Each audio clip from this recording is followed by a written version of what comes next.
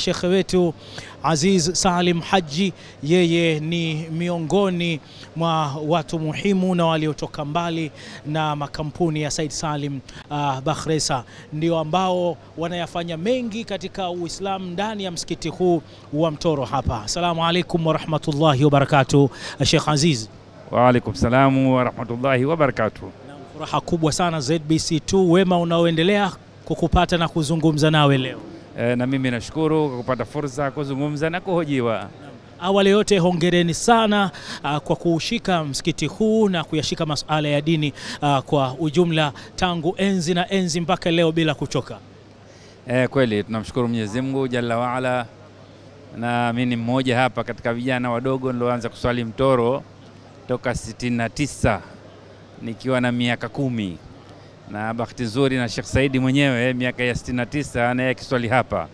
Kwa hiyo kuna Mtoro ya kwanza, kuna Mtoro ya pili, hii Mtoro ya tatu. Umemtaja Sheikh Saidi hapo, Said Salim Bakhresa? Ndiye. Kiswali wote hapa, Mtoro ya kwanza, Mtoro ya pili, mpaka hii Mtoro ya tatu. Mimi wakati huo na miaka 10 tu, 69.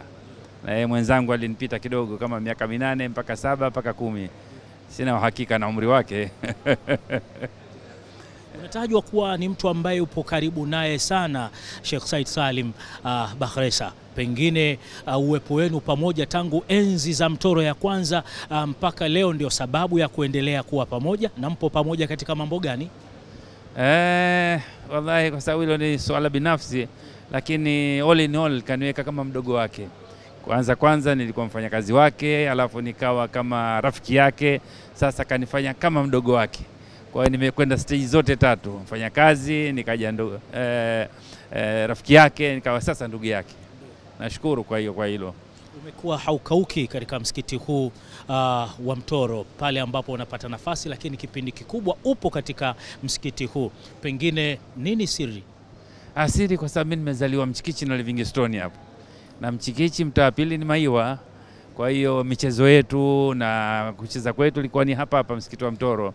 Na bahati nzuri Maiwa kulikuwa na chuo cha bwana mmoja akiitwa Sheikh Ramadhani Mgeni. Kwa hiyo alikuwa na chuo nyumba hiyo hapo ya kona.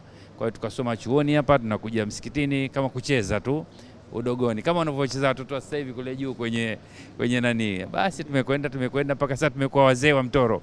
Zamani mimi naswali Mtoro siwezi kuegemea kule kwa wazee walikuwepo, lakini sasa hivi alhamdulillah na mimi nimekuwa mzee naegemea eti.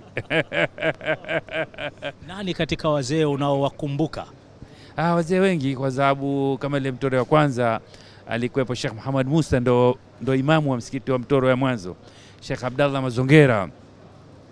Na bahati nzuri nyumba nilokuwa nakaa mimi alikuwepo bwana mmoja akiitwa Babu Chawili, yeye ndo akiadhini msikiti wa Mtoro huu, na alikuwa kipofu. Anatoka kwake anakuja kuadhini hapa, anatoka nyumbani kwetu, alikuwa mpangaji wetu, anakuja kuadhini Mtoro hiyo ya kwanza.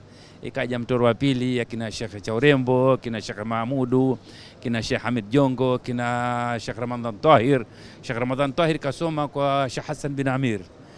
Wamepita watu wengi hapa, kina Sheikh Mahmudu hao. Nini sasa wito wako kwa wazee wenye kariba yako katika kuishika dini? Kila umri ukizidi, dhambi za mtu mzima Mwenyezi Mungu anazichukia zaidi kuliko dhambi za mtoto. Mtu mzima kila akifanya dhambi anachukia sana Mwenyezi Mungu. Kwa kila umri ukisonga ndo jikaribishe na Mungu. Labda hilo ndo nani nasaha yangu. Nakushukuru sana, mimi nakutakia kila la kheri na wema uliozidi daima, hasa kwa fadhila za mwezi huu mtukufu wa Ramadhani. Mwenyezi Mungu awalipe wema nyinyi nyote wana SSB kwa ujumla. Asante, tunamshukuru Mwenyezi Mungu, tunamshukuru sana Mwenyezi Mungu kwa kila jambo, kwa afya, kwa neema, kwa kila kitu. Mungu atatusaidia inshallah. Mungu ndo mpangaji wa kila kitu.